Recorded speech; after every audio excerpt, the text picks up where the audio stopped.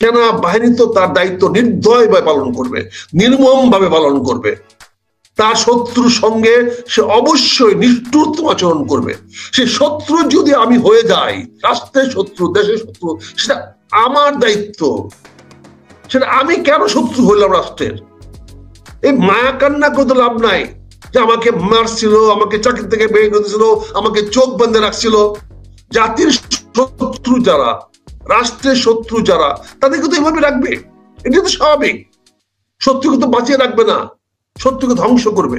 সে উদারতা, মানবতা দেখানোর জন্য তাদেরকে তো আমাদের পুরস্কৃত করা উচিত, ধন্যবাদ দেওয়া উচিত। কিন্তু তা না করে আজকে তাদের দেশপ্রেমের জন্য, তাদের নিষ্ঠার সঙ্গে দায়িত্ব পালন করার জন্য, রাষ্ট্রের কারণে নির্দয়, নির্মম, নিষ্ঠুর হওয়ার জন্য তাদেরকে আজকে আমরা আসামির কাঠ করায় দাঁড় করাচ্ছি। এতে কি হবে? এদের ফাঁসি হোক বা কি হোক সেটা বড় কথা নয়, কিন্তু আগামী দিনে কি আমরা দেশের জন্য নিবেদিত কর্মকর্তা, কর্মচারী, সৈনিক পাবো?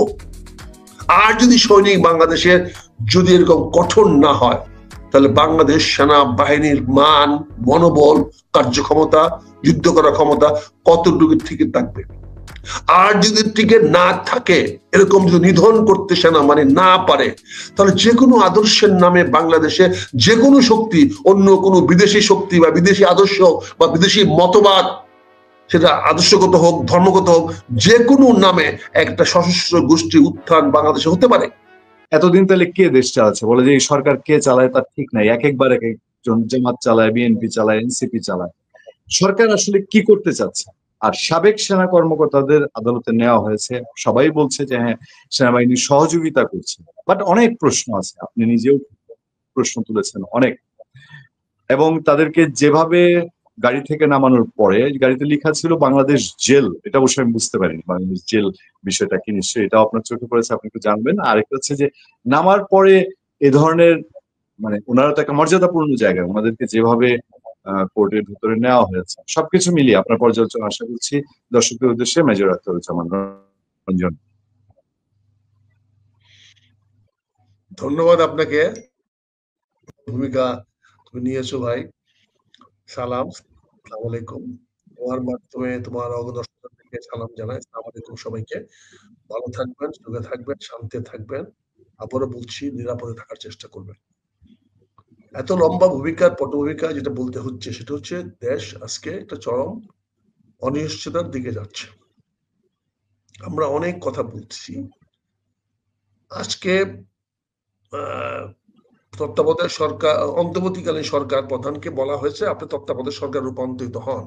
এটাই তো স্বাভাবিক, এটাই তো এটাই তো হওয়া উচিত। নির্বাচন দিতে চান, তাহলে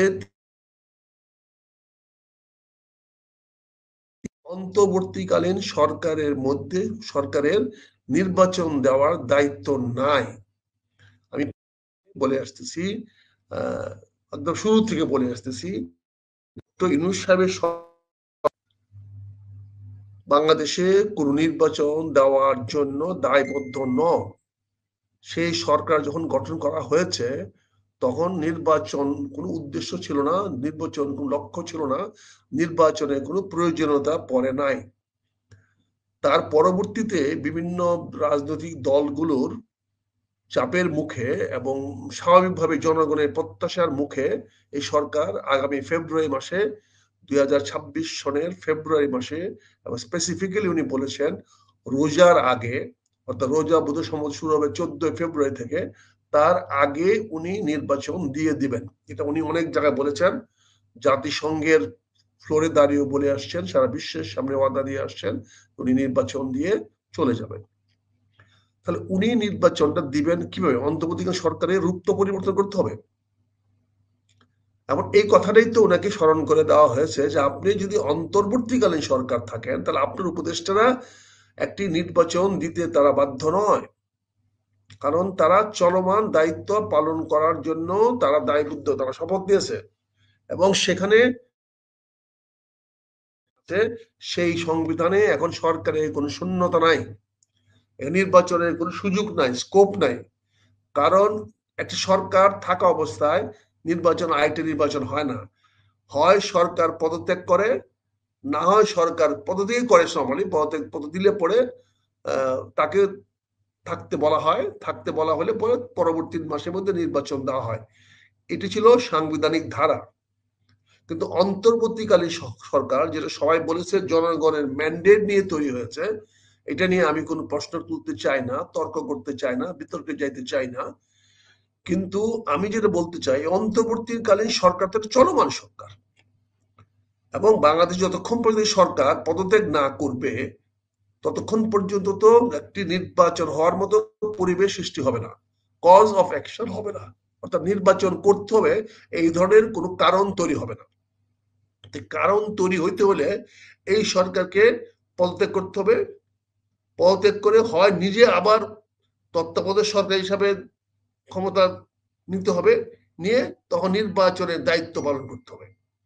এই বিষয়টি জটিল না, এটা অত্যন্ত সহজ সরল অঙ্ক। এটা যারা জটিল করতে চাচ্ছে তাদের উদ্দেশ্য সঠিক নয়।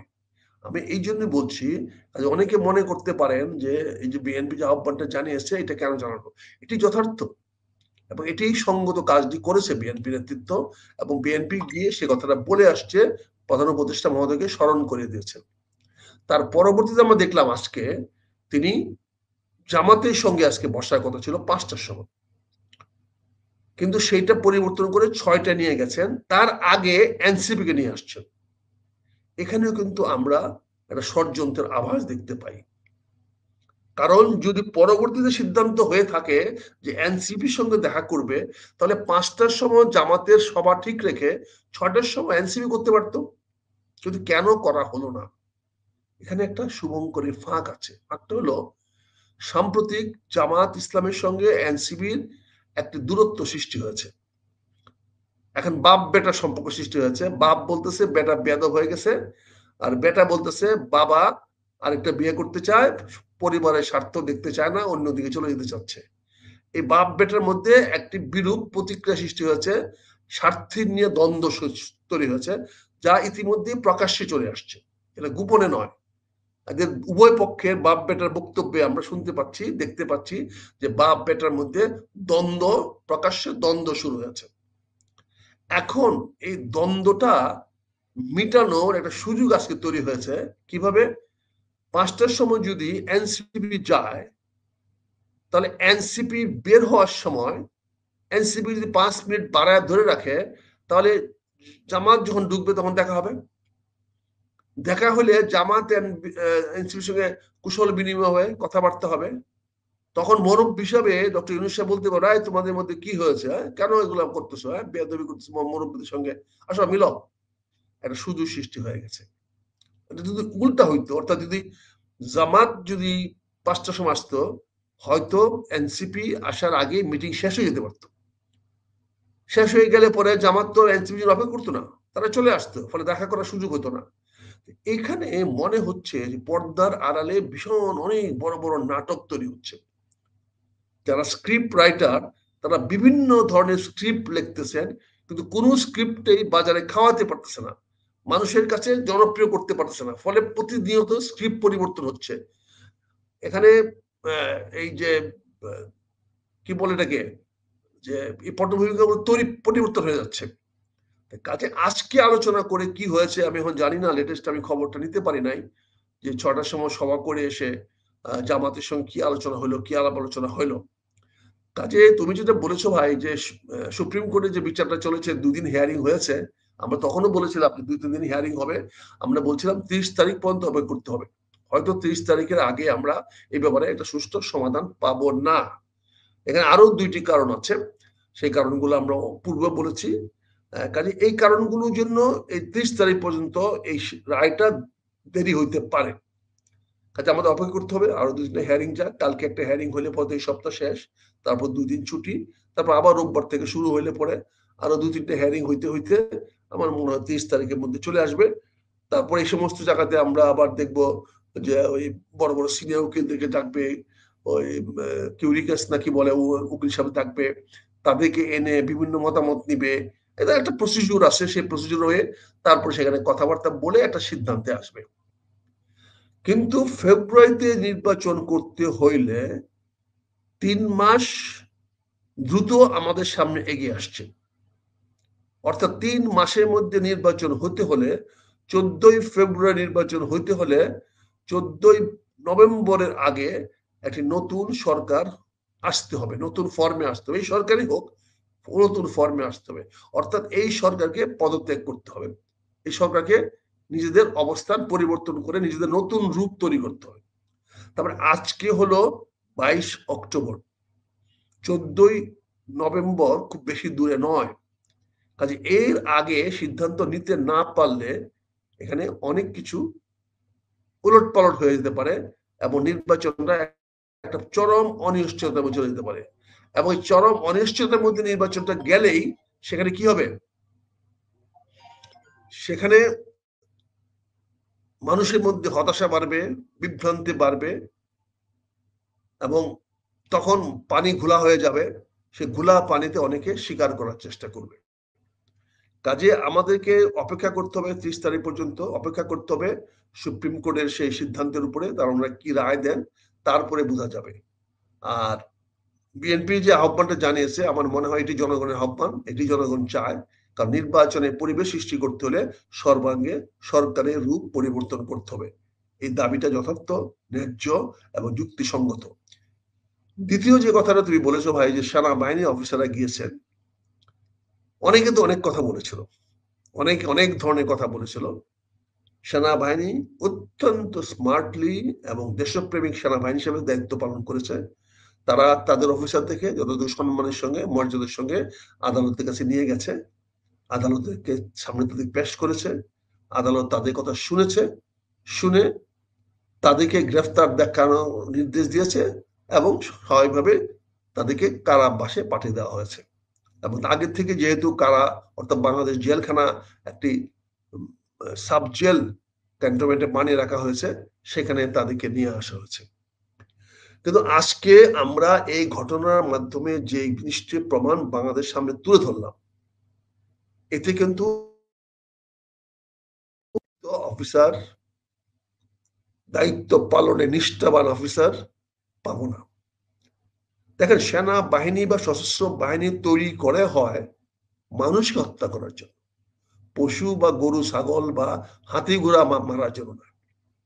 সশস্ত্র বাহিনীর সামনে থাকে একমাত্র শত্রু, সামনে যে আসবে শত্রুকে মারবে। সেই শত্রু বাইরের হতে পারে, ভিতরের হতে পারে। আর জনগণ থাকে সেনাবাহিনীর পিছনে, সেনাবাহিনীর সামনে জনগণ যায় না। সেনাবাহিনী কখনোই কোনো অবস্থাতে কোনো পরিপ্রেক্ষিতে জনগণের উপরে গুলি চালায় না, জনগণের উপর অত্যাচার চালায় না, জনগণের উপর নির্দয় হয় না, নির্মম হয় না, নিষ্ঠুর হয় না। জনগণের সঙ্গে কোনো প্রকার আইনগত আইন বহির্ভূত কোনো ব্যবহার করেন না। ইতিহাস কোন সেনাবাহিনী পৃথিবীতে নাই। তবে সেনাবাহিনী তার শত্রুর প্রতি নির্মম, নির্দয়, নিষ্ঠুর। সেখানে সে শত্রুকে নিধন ছাড়া, শত্রু ছাড়া, শত্রু করা ছাড়া তার সামনে অন্য কোনো লক্ষ্য থাকে না। এখন যারাই বাংলাদেশে রাষ্ট্রের ক্ষতি করতে যাবে, সেটা বাহির থেকে হোক ভিতর থেকে হোক, তারা তো বাংলাদেশের শত্রু।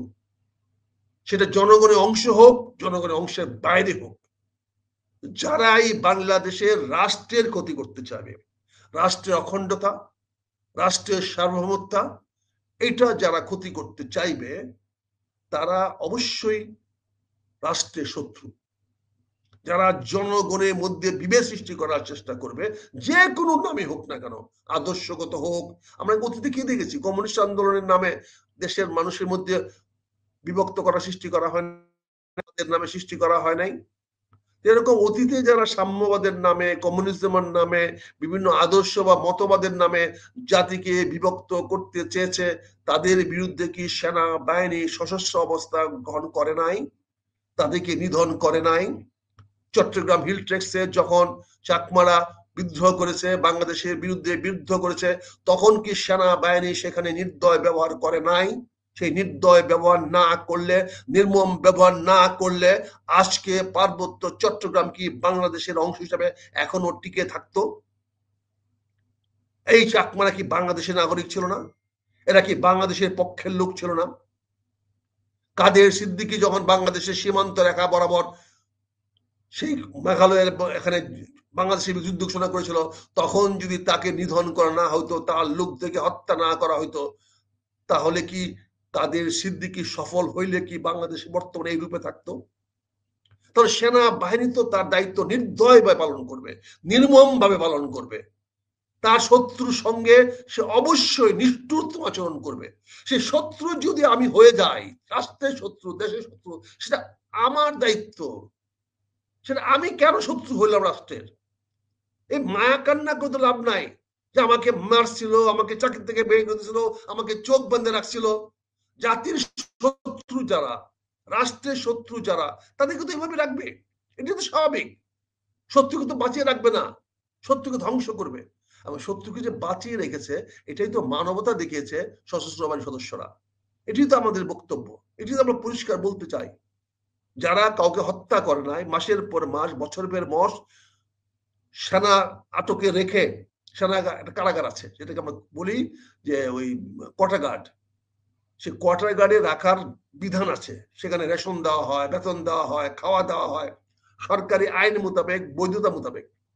সেখানে কাউকে রেখে যদি নির্মম নির্দয় ব্যবহার করে থাকে, তারপর যদি বাঁচায় রাখে, সেটা তো সে উদারতা দেখিয়েছে, মানবতা দেখিয়েছে। সে উদারতা মানবতা দেখানোর জন্য তাদেরকে তো আমাদের পুরস্কৃত করা উচিত, ধন্যবাদ দেওয়া উচিত। কিন্তু তা না করে আজকে তাদের দেশপ্রেমের জন্য, তাদের নিষ্ঠার সঙ্গে দায়িত্ব পালন করার জন্য, রাষ্ট্রের কারণে নির্দয় নির্মম নিষ্ঠুর হওয়ার জন্য তাদেরকে আজকে আমরা আসামির কাঠ করায় দাঁড় করাচ্ছি। এতে কি হবে? এদের ফাঁসি হোক বা কি হোক সেটা বড় কথা নয়, কিন্তু আগামী দিনে কি আমরা দেশের জন্য নিবেদিত কর্মকর্তা, কর্মচারী, সৈনিক পাবো? আর যদি সৈনিক বাংলাদেশের যদি এরকম কঠোর না হয়, তাহলে বাংলাদেশ সেনা বাহিনীর মান, মনোবল, কার্যক্ষমতা, যুদ্ধ করার ক্ষমতা কতটুকু টিকে থাকবে? আর যদি টিকে না থাকে, এরকম যদি নিধন করতে সেনা মানে না পারে, তাহলে যে কোনো আদর্শের নামে বাংলাদেশে যে কোনো শক্তি, অন্য কোনো বিদেশি শক্তি বা বিদেশি আদর্শ বা বিদেশি মতবাদ, সেটা আদর্শগত হোক, ধর্মগত হোক, যে কোনো নামে একটা সশস্ত্র গোষ্ঠী উত্থান বাংলাদেশে হতে পারে। যদি সেরকম সশস্ত্র গোষ্ঠী উত্থান হয়, তাদেরকে আপনি কি করে দমন করবেন? তাদের কি করে আটকাবেন? আজকে যদি বা কোনো একটি গোষ্ঠী বাংলাদেশ অখণ্ডতা নিয়ে, অখণ্ডতা চ্যালেঞ্জ বুকে ফেলে দেয়, তখন আপনি কি করবেন? তার সঙ্গে কি গোলাপ ফুল দিয়ে তার সঙ্গে যুদ্ধ করবেন? আজকে যদি আদর্শের নামে যদি বাংলাদেশে এখানে অরাজকতা সৃষ্টি করতে চায়, বাংলাদেশকে যদি একটি সশস্ত্র গোষ্ঠীতে রূপান্তরিত করতে চায়, তখন কি করবেন? কারণ রাষ্ট্র পরিবর্তনের অন্যতম দুটি অংশ আছে। একটা নিয়মতান্ত্রিক আন্দোলনের মাধ্যমে রাষ্ট্রের ক্ষমতা পরিবর্তন করা যায়, আর এটি সশস্ত্র বিপ্লবের মাধ্যমে রাষ্ট্রের পরিবর্তন করা যায়, ক্ষমতার পরিবর্তন করা যায়। আমরা 15ই আগস্ট 1972 সালে দেখেছি একটি সশস্ত্র ক্ষমতার পরিবর্তন হয়েছে। আমরা 5ই আগস্ট দেখেছি 2024 সনে একটি রাজপথে একটি সাংগঠনিক, সাংবিধানিক একটি শান্তিপূর্ণ বিপ্লবের মাধ্যমে ক্ষমতার পরিবর্তন হয়েছে। দুটির মধ্যে দুটি মৌলিক পার্থক্য আছে। আগামীতে যদি কেউ আবারও এই সরকারের পরিবর্তন বা বর্তমান অবস্থার পরিবর্তন রাজপথে সাংবিধানিক ভাবে শান্তিপূর্ণ করতে চায়, ওয়েলকাম, আমরা স্বাগত জানাবো। কিন্তু যদি কোনো সশস্ত্র বিপ্লবের নামে কেউ যদি আবার বাংলাদেশে অরাজকতা করতে চায়, যদি কোনো গোষ্ঠী যারা প্রস্তুতি নিচ্ছে, যারা আগামীতে একটি সশস্ত্র বিপ্লব করার জন্য প্রকাশ্যে ঘোষণা দিয়ে প্রস্তুতি নিচ্ছে, তাদের প্রতি আমরা দৃষ্টিপাত করছি না, তাদেরকে আমরা সামনে আনতেছি না, তাদের কথার উপর আমরা গুরুত্ব দিচ্ছি না। কিন্তু তারা এখানে সেখানে বিভিন্ন জায়গায় বলে দিচ্ছে যে আমরা একটা সশস্ত্র বিপ্লবের মাধ্যমে বাংলাদেশের শাসন ব্যবস্থা পরিবর্তন আনবো। এটা তো আমার কথা না। আমরা দেখেন না, আসিফ মাহমুদ ইন্টারভিউটা দিয়েছিল, যেখানে বলেছিল সেনা প্রধান বুকে পাথর চাপা দিয়ে ডক্টর ইউনূস সাহেবকে গ্রহণ করেছিল, মেনে নিয়েছিল। সেখানে সে কি বলে নাই যদি তাদের এই শান্তিপূর্ণ বিপ্লব ব্যর্থ হইতো, তাহলে তাদের সশস্ত্র বিপ্লবের প্রস্তুতি ছিল? তারা তো সেটা পরিষ্কার বলে দিয়েছে। ইন্টারভিউতে আপনি পড়ে দেখেন সে কি বলেছে। আসিফ মাহমুদ তার ইন্টারভিউতে কি বলেছে, যে শান্তিপূর্ণ বিপ্লব যদি আমাদের ব্যর্থ হইতো, তাহলে সশস্ত্র বিপ্লবের প্রস্তুতি আমাদের ছিল। তার মানে যে প্রস্তুতি ছিল, সেই প্রস্তুতি এখন কি অবস্থায় আছে, কোথায় আছে? আজকে বৈষম্য ছাত্র আন্দোলনের ছেলেদেরকে যেভাবে আপনারা অপ্রাসঙ্গিক করে ফেললেন, যেভাবে তাদেরকে ক্ষমতা থেকে ছুড়ে ফেলে দিলেন, যাদেরকে আজকে জাতীয় ভিলেন বানিয়ে ফেলছেন, যাদেরকে আজকে আপনার মার্কা দিতে পর্যন্ত আপনি কার্পণ্য করেন, যাদের একটা নির্বাচনের প্রতীক দেওয়ার জন্য তালবাহানা করছেন, এই ছেলেদের বিপ্লবটাকে আপনারা নস্যাৎ করে দিলেন। একটা প্রতি বিপ্লব না ঘটিয়েও বিপ্লবটাকে গলা টিপে আপনারা মেরে ফেললেন। আগামী দিনে যদি বিপ্লব হয়, শান্তিপূর্ণ কোনো বিপ্লব হইল, সেই বিপ্লব সশস্ত্র বিপ্লবে রূপান্তরিত হবে। কারণ প্রমাণ হয়ে গেছে সশস্ত্র বিপ্লব ছাড়া সত্যিকার অর্থে রাজনীতির বা রাষ্ট্রের কোনো পরিবর্তন আনা সম্ভব নয়। কারণ বাংলাদেশ সেনাবাহিনী বা সশস্ত্র বাহিনীকে যদি আজকে মোরাল নষ্ট করে দেওয়া হয়, তাদের কার্যক্ষমতা কমিয়ে দেওয়া হয়, যদি তাদের কাজ করতে ভয় ভীতির ব্যবস্থা করা হয়, জেল জুলুম নির্যাতনের ভয় দেখানো হয়, মামলা আদালতে দাঁড় করানোর ভীতি দেখানো হয়, তাহলে আগামী দিনে এই সশস্ত্র বাহিনী সশস্ত্র গোষ্ঠীর বিরুদ্ধে যুদ্ধ করতে, মোকাবেলা করতে হয়তো বাধ্য নাও হতে পারে বা নাও যেতে পারে। তখন কি হবে? আমার এই সেনাবাহিনী কি তখন মীর জাফরের সেনাবাহিনীতে রূপান্তরিত হবে না? যে যুদ্ধক্ষেত্রে দাঁড়িয়ে দেখবে যে মোহনলাল মীর মদনের বাহিনী ইস্ট ইন্ডিয়া কোম্পানির সঙ্গে যুদ্ধ করে ইস্ট ইন্ডিয়া কোম্পানির কাছে হেরে গেল। আমার সেনাবাহিনীকে আগামী দিন দাঁড়িয়ে দাঁড়িয়ে দেখবে এই দেশে একটি সশস্ত্র বিপ্লবের মাধ্যমে কোনো একটি আদর্শগত শক্তির কাছে, কোনো একটি অন্য কোনো একটি গোষ্ঠীর কাছে হেরে গেল, যেমন আরাকান আর্মির কাছে মায়ানমার হেরে গেছে। এবং সলিডারিটি আর্মি বা বাংলাদেশ বিপ্লবী আর্মি গঠন করে কেউ অস্ত্র নিয়ে মাঠে নামে, আর যদি আমার সশস্ত্র বাহিনী চুপ করে দাঁড়িয়ে থাকে, তাহলে কি হবে? রাষ্ট্র তৈরি করে, আমি বলছি রাষ্ট্র তৈরি করে সশস্ত্র বাহিনী। সশস্ত্র বাহিনী প্রাথমিকভাবে রাষ্ট্র করার ৩টি অধ্যায়। প্রথম তারা একটা ভূখণ্ডকে নির্দিষ্টকরণ করে ঘোষণা করে এটি একটি আলাদা রাষ্ট্র। সেইটার ভূখণ্ড নিশ্চিত করার দায়িত্ব সম্পূর্ণ সশস্ত্র বাহিনীর। তারপরে সেখানে জনগোষ্ঠীকে পারমিশন দেওয়া হয়। এই জনগোষ্ঠীকে আমরা প্রতিনিধিত্ব করব। তার জন্য একটা সরকার গঠন করে দেওয়া হয়। সেটাকে আমরা বলি গভর্নমেন্ট ইন অকুপাইড টেরিটরি। এটা দিয়ে তারপরে ৩য় সার্বভৌমত্ব রক্ষা করা। জনগণকে রক্ষা করার দায়িত্ব তো সেনাবাহিনীর না। এটা হলো পুলিশের। জননিরাপত্তা দেখার দায়িত্ব পুলিশের। পুলিশকে আইন করে দেওয়া হয়েছে। আইনের মাধ্যমে পুলিশ জননিরাপত্তা